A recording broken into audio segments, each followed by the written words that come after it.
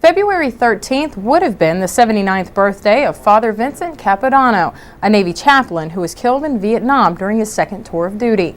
Father Capodanno is said to have lived such an exemplary life, ministering to the wounded and dying, he earned the title Servant of God from the military archdiocese.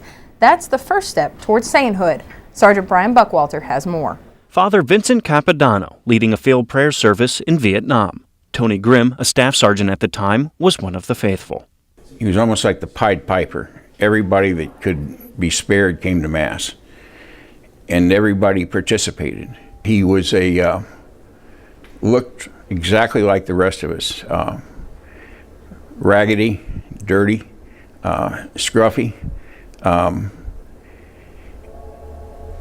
The only striking thing really about him was his eyes. They were not sunken eyes, but they were tired eyes. Father Capodanno spent his days and nights moving among the Marines, quietly joining missions and bringing his soothing message to the battlefields.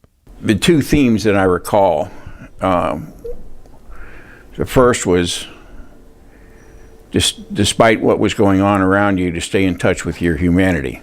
And the second was that when you needed help, and everybody did, nearly every day, that you had only to ask for it.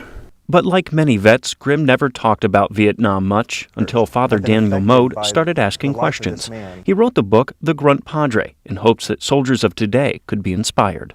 Really, saints are heroes for us in the church, and he is certainly a military hero, but I think he is a hero for all people, whether they're associated with the military or not. He inspires something greater in ourselves. Sainthood is a three-step process. Next step for Father Capodanno is to be beatified, and that literally takes a miracle. One more miracle must occur before Rome will call the priest a saint. Somebody who perhaps was dying of a terrible illness would be praying to Father Capodanno to intercede to God for recovery of health. If that were to happen and could be scientifically proven that indeed only a miracle is responsible for this, then that would be the necessary miracle.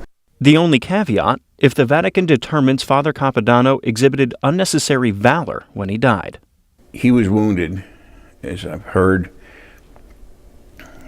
lost some fingers on the part of his hand. At that time, they sought to medevac him, and he wouldn't. As I understand, Father Capodanno was ministering to somebody when he was shot. But the Archdiocese says that's just typical of something this Navy chaplain would have done. Marine Sergeant Brian Buckwalter, Pentagon Channel News. If you'd like to learn more about the life of the Navy chaplain, you can go to vincentcapodanno.org.